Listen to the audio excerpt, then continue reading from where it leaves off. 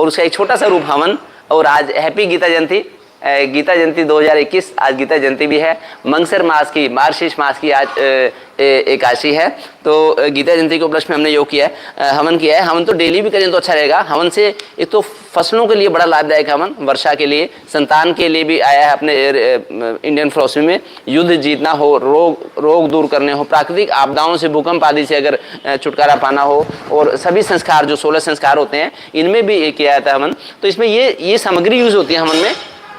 देखिए सामग्री जो है, ये सामग्री, इसमें ये जो पदार्थ हैं जो एक एक आहुति देते हैं, जो है तिल है, ये चावल है, इनसे मिला के जो हम सामग्री बनाते हैं, ये बड़ी ही लाभदायक होती है। जो वैज्ञानिकों ने रिसर्च की है कि जो लकड़ियां हैं, एक एक लकड़ी हर किसी का लाभ, आमतौर से तो आम की लकड़ी यूज कर सकते हैं, अदरवाइज तरह तरह की लकड़ियों के अलग अलग कार्य होते हैं। ये देखिए इनकी भी, लकड़ियों की भी जो पौधे हैं इनकी भी राशियां होती हैं, नक्षत्र इनके भी एक राशि जैसे मानव जाति की राशि होती है। तो बड़ा ही इंपॉर्टेंट इसका संबंध होता है मानव जाति के साथ। मैं जो सूक्ष्म सा हवन करता हूँ घर पे, अक्सर ये ऐसे करता हूँ, बस इतनी चीज़ों की आवश्यकता होती है। छोटा सा हवन कुंड, अगर 2 लोग हैं घर में तो 3 लोग इसे कर लें, 5-6 लोग हैं तो इसे कर लें, अदरवाइज यज्ञ सामूहिक यज्ञ करना तो ऐसे कर सकते हैं।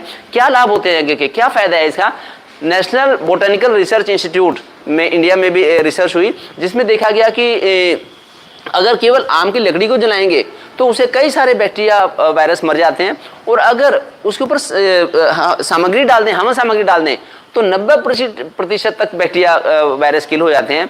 तो और फिर अगर उसमें देसी गाय का देसी घी की भी आहुति लगाएं, उसे और ज़्यादा लाभ मिलता है। और साथ में अगर मंत्र उच्चारण हो जाए, जैसे कि मंत्र लिखे हुए हैं वेदों में भी, भगवद गीता में भी, मंत्रों के उच्चारण के साथ और ज़्यादा लाभ होता है। जो ब्रह्म नाद है, ओंकार का नाद है, इसके साथ अगर करेंगे, क्योंकि साइंस ने भी प्रूव किया है कि जो जैसे इंडियन फिलोसफी में है कि पंच तत्वों से, पंचभूतों से मिलके ये सारा ब्रह्मांड बना है, पृथ्वी, जल, वायु, अग्नि, आकाश। इसी प्रकार से साइंस ने भी प्रूव किया है इलेक्ट्रॉन, प्रोटॉन, न्यूट्रॉन और गैल्वेट्रॉन, पॉजिट्रॉन, 5 सूक्ष्म तत्वों से मिलके कुछ भी बन सकता है, उसे किसी भी चीज़ का निर्माण हो सकता है। तो हवन करने से भी, हवन की जो अग्नि ऊपर की तरफ उठती है, इससे हमारी चेतना जागृत हो जाती है, हमारी संजीवनी शक्ति जागृत हो जाती है, हमारी एक जमीर जिंदा हो जाता है, और अहंकार खत्म हो जाता है, और अनेक हमारे पाप, रोग दूर होते हैं इससे। तो इसका लाभ क्यों ना उठाएं, क्यों ना इसका लाभ उठाएं। तो मैं एक डॉक्टर भी हूँ, एक तरह से एक साइंटिस्ट हूँ, मैं एक रिसर्चर हूँ, और ऊपर से मैं एक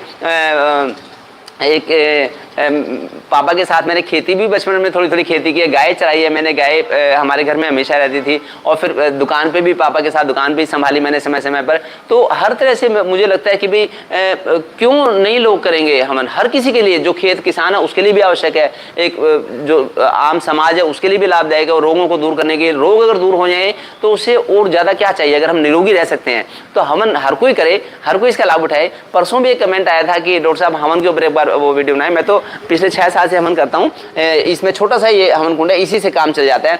तो रिसर्च अभी और भी होनी चाहिए। मेडिकल साइंस में, मॉडर्न साइंस ने पिछले 200 सालों में कुछ रिसर्च किया है। ऋषि मुनियों ने तो 1000 साल पहले ही, कई 1000 साल पहले, जैसे जब से मानव सृष्टि की संरचना हुई है तब से हवन का लाभ बताया, और सबने हवन का उपयोग किया है। तो मैं चाहता हूँ कि आप भी लाभ उठाएं, और मैं तो लाइव होते ही रहता हूँ हर संडे को शाम को 4 से 5 क्वेश्चन आंसर सेशन के लिए, कि कोई भी बीमारी कैसे हम लाइफस्टाइल ठीक कर सकते हैं। तो इसके बारे में भी आप जुड़े शाम को 4 से 5, और हर बीमारी को हम लाइफस्टाइल से कैसे ठीक कर सकते हैं, हर बीमारी के बारे में मेरी वीडियो है, तो आप इस पर विजिट करें। Thank you.